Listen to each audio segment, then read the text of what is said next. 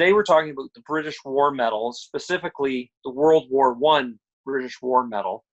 And I wanted to talk to you about some of the unique conditions that soldiers would have had in World War I to earn this medal. Well, World War I was like no other war that had been fought before it. It was the first industrialized war.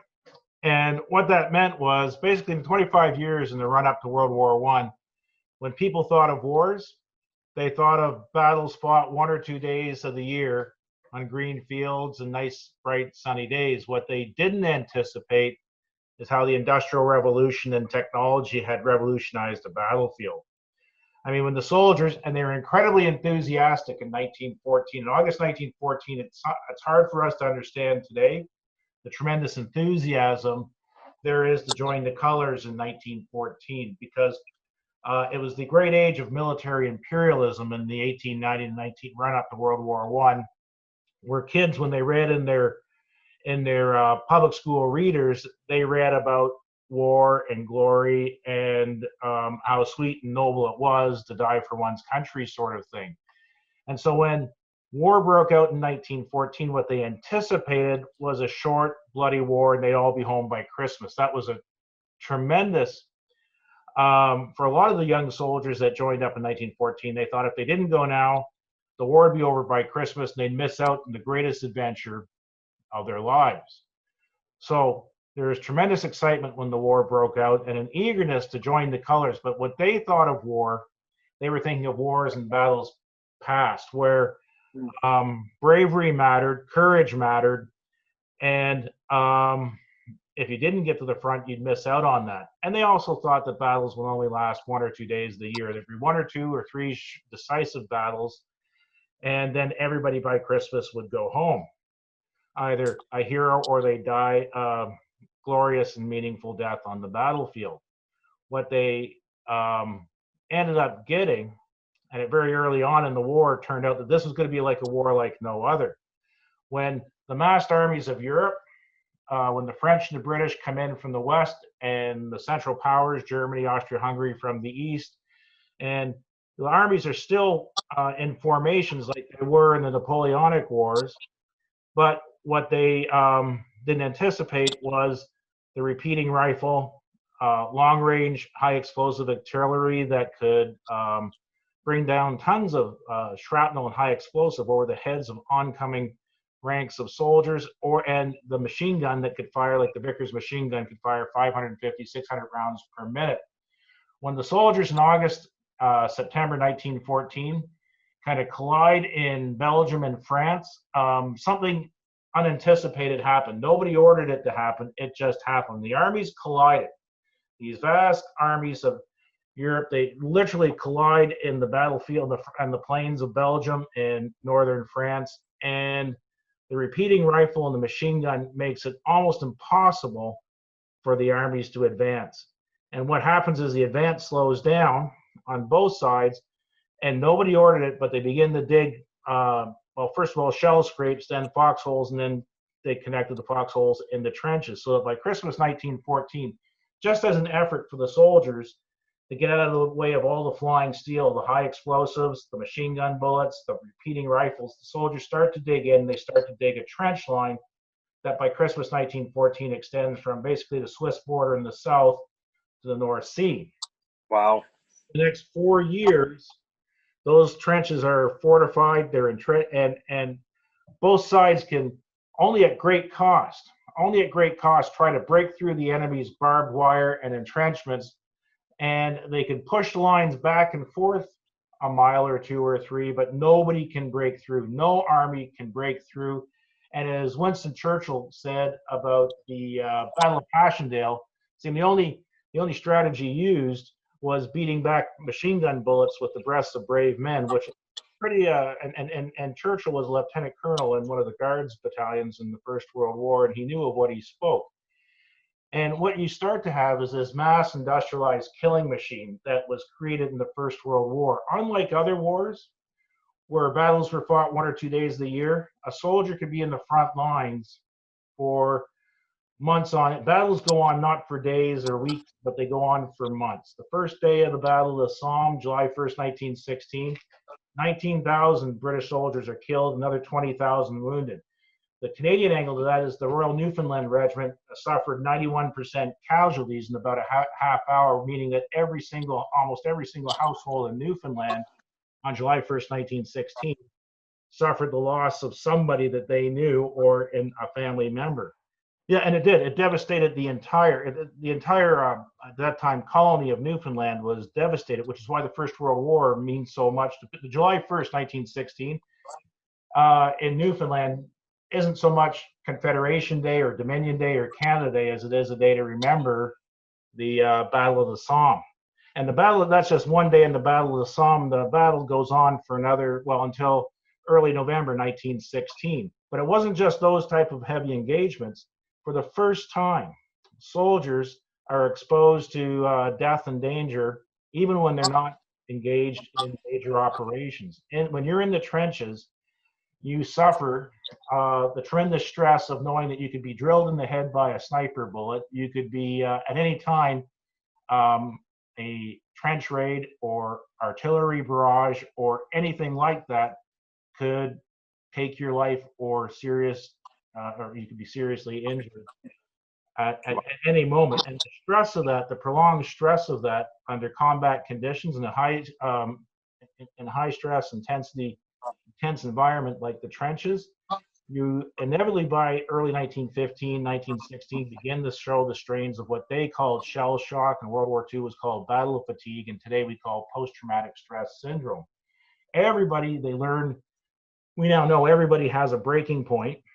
And in World War I, Robert Graves, who wrote a really good book called Goodbye to All That, said an average infantryman's usefulness at the front was probably no more than 6 weeks before he began to feel the strain of life in the trenches. And yet we know that units were thrown in, battalions of the Canadian Expeditionary Force battalions were thrown in engagement after engagement, and you could suffer 30, 40, or 50% or more of a battalion's strength become killed or wounded or disabled.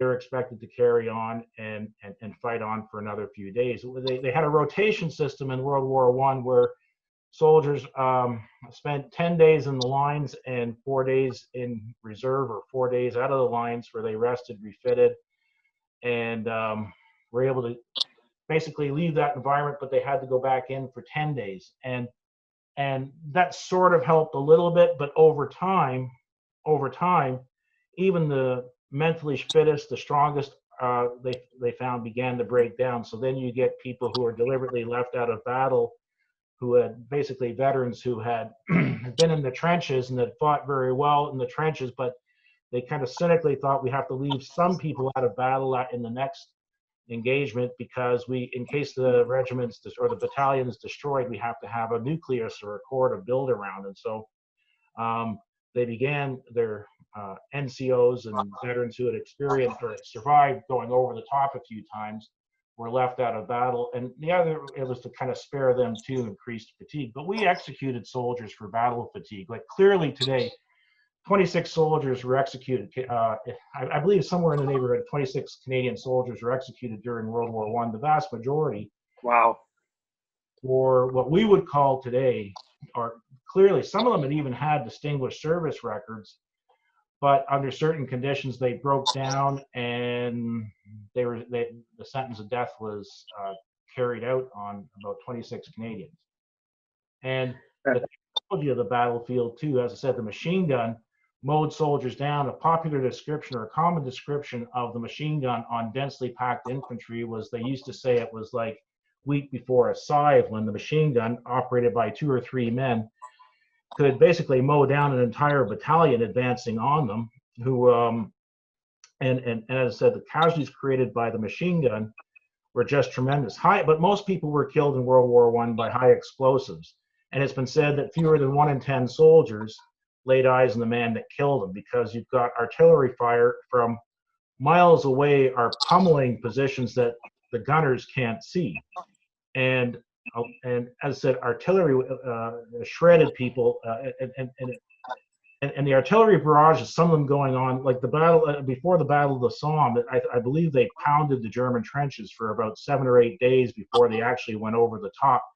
Wow. And the stress of living under that type of environment, where all the time where the soldiers are hunkered down in bunkers below the surface, and the fear of being buried alive or being blown apart, or having seen people being blown apart, caused absolutely tremendous stress that, for even if you survived, would haunt veterans for decades, until their dying days. First World War. And then you get other ways, unique ways, that the First World War developed in killing people. You get poison gas, the Canadians at Second Ypres, where gas with chlorine gas in the Battle of Second Wipers from April 22nd to 26, 1915. And in that battle, about 10,000 Canadians were involved. And by the end of the 4-day battle, the Canadian lines had bent, but they didn't break. And in World War I, that's enough to claim a victory. But the problem is that of the 10,000 Canadians engaged in the Battle of Second Ypres, about between 5,000 and 6,000 were casualties. That's more casualties in Canada's first engagement than we've ever suffered in all the wars that Canada had fought and put together. And the impact that had, not just on the battlefield and the people that fought it, but on the home front, was it changed the course of history in Canada, because for the next, from 1914 to 1918, we're a very different country that comes out of the First World War than went into it. And of course, you get things like the flamethrower, and now you can have bombs dropped from the sky. And we talked about the high explosives that the artillery fired, artillery shoots on prepared positions. And as I said, and then after enduring all of that, you were expected the fear of going up over the top and walking, not running, but walking against enemy entrenchments, belts of barbed wire, mines, machine guns. As an ex-tanker, of course, the tank was created and saw its debut in World War I. Sorry. Absolutely, and they were used en masse at the Battle of Cambrai, and at first they were very successful. Absolutely, and its connection with the honors and awards, the British War Medal, it's really a transition medal, and I find it so interesting that the war is such a transition war from what we knew before to modern warfare. The medal was, from beforehand, you had your campaign medal, and it had a clasp for every battle that was significant. Usually no more than 7 clasps per medal. Depends. I know that there's some that had pretty intricate clasps that actually evolved into what we now know as the Mention in Dispatch. But the medal itself was designed that it was 1914 to 1918, and they extended it to 1920. The Victory Medal actually has the Great War of Civilization as 1914 to 1919, but the British War Medal could be awarded from the original date of the war all the way to 1920. And there were no clasps, although they were authorized. But once they started to get the bill for it, they realized we can't do this realistically. And what so many soldiers had, so many clasps to be awarded, they'd never be able to wear them. And then how do you set precedents? So the medal ends up having no clasps, even though it was designed for it. And that's why come World War II, we see these campaign stars. I can't thank you enough for, again, your expertise, helping out. I think last time we sat in a Legion, this is a little more formal, but I appreciate all your input, and thank you very much. Well, I'm glad to do it anytime.